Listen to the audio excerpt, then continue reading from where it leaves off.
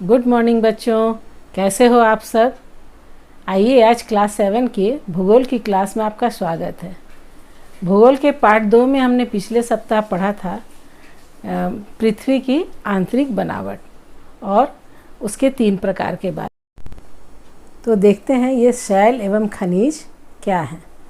पृथ्वी की परपटी अनेक प्रकार की शैलों या चट्टानों से बनी होती है। ये तो आपने जाना ही पृथ्वी की आंतरिक बनावट में।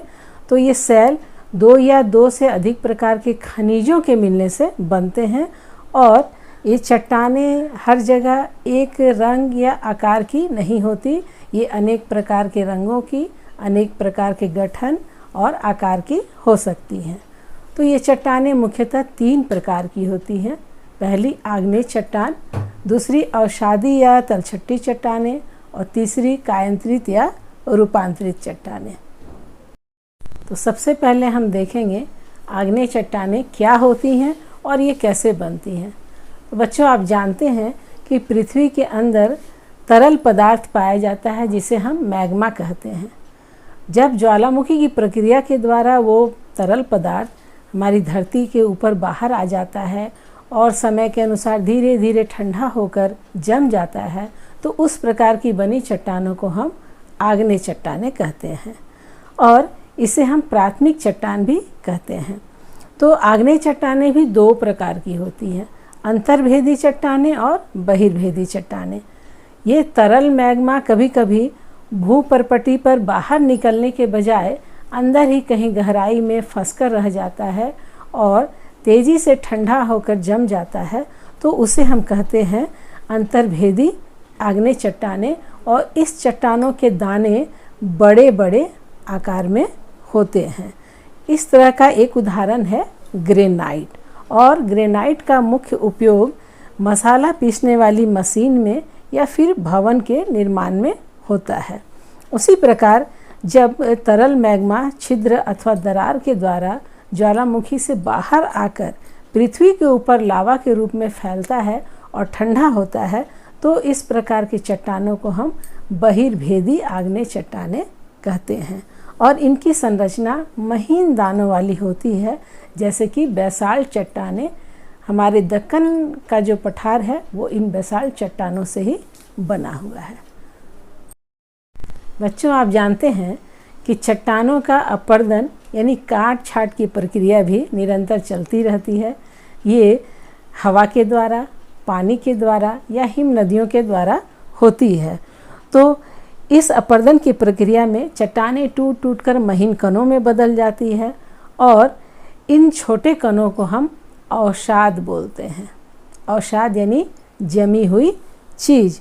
इन अवसादों को हवा, जल इत्यादि के द्वारा एक स्थान से दूसरे स्थान पर उड़ाकर या बहाकर ले जाया जाता है और यहाँ जब वो हवा के द्वारा वो महीन कण कहीं जाकर जमा हो जाते हैं, तो धीरे धीरे वो कठोर रूप ले लेते हैं और उन्हें हम अवसादी या तलछट्टी चट्टानें भी कहते हैं।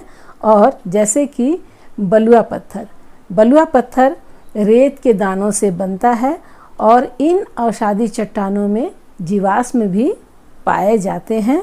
तो ये जो बलुआ पत्थर का उदाहरण है, ये आप देखेंगे इस चित्र में लाल किला का सीन या दृश्य जो कि दिल्ली में स्थित है, ये बलुआ पत्थर से बना हुआ है और चूँकि ये लाल बलुआ पत्थर से बना है, इसीलिए इस किले का नाम लाल किला भी है।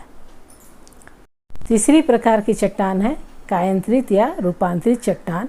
ये चट्टानें दाब एवं ताप के कारण अपने मूल स्वरूप से परिवर्तित हो जाकर अपने रूप को बदल लेती है, इसीलिए इसे कायांतरित चट्टान कहते हैं।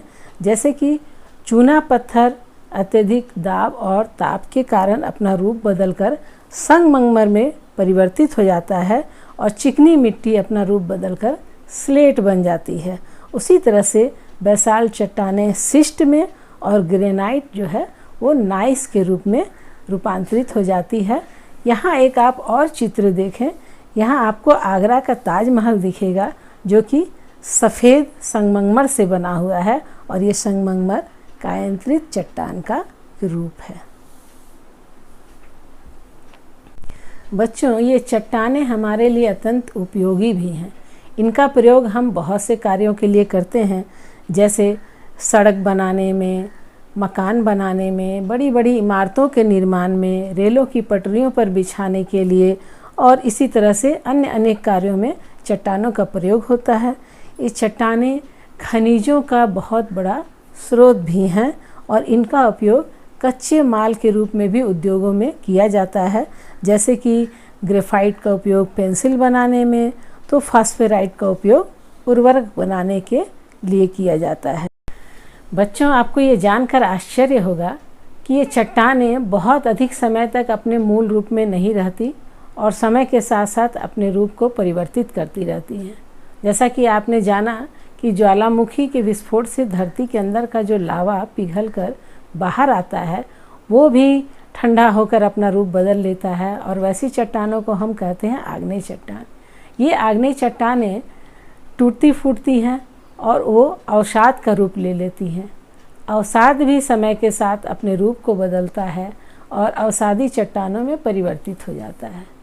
ताप और दबाव से ये अवसादी चट्टानें फिर अपना रूप बदलती हैं और कायांतरित चट्टानें बन जाती हैं। अत्यधिक ताप और दबाव से कायांतरित चट्टानें भी अपने मूल रूप में नहीं रह पाती और पुनः पिघलकर मैग्मा का रूप ले लेती हैं।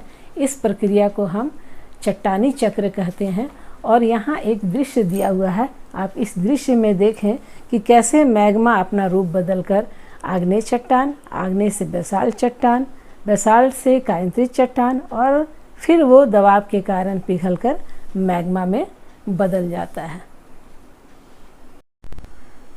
जैसा कि ये चट्टानें विभिन्न खनिजों से बनी होती हैं और खनिज प्राकृतिक रूप से पाए जाने वाले पदार्थ हैं। ये प्रकृति के द्वारा हमें अपने आप मिल जाते हैं और इसका एक निश्चित भौतिक गुण धर्म और रासायनिक संगठन होता है। खनिजों का निर्माण धातुओं के मिलने से होता है, यानी इसमें कई प्रकार के धातु, 2 या 2 से अधिक धातु हो सकते हैं, उनसे खनिजों का निर्माण हो जाता है। भूपृष्ठ का 98% भाग 8 तत्वों के मिलने से बना है। जैसे भूपटल में सर्वाधिक मात्रा में पाए जाने वाला धातु ऑक्सीजन 46.6% तथा सिलिकॉन 27.7% है। खनिज हमारे लिए बहुत ही महत्वपूर्ण है और भूपृष्ठ पर सर्वाधिक मात्रा में पाया जाने वाला खनिज सिलिकेट है। तो इस प्रकार हमारे ये पाठ समाप्त होता है। आज की कक्षा में इतना ही। अगली क्लास में फिर हम आपसे मिलेंगे इस पाठ के प्रश्न और उत्तरों के साथ में। तब तक आप अपने घर पर रहिए, सुरक्षित रहिए और वहीं रहकर अच्छे से पढ़ाई कीजिए बच्चों। धन्यवाद।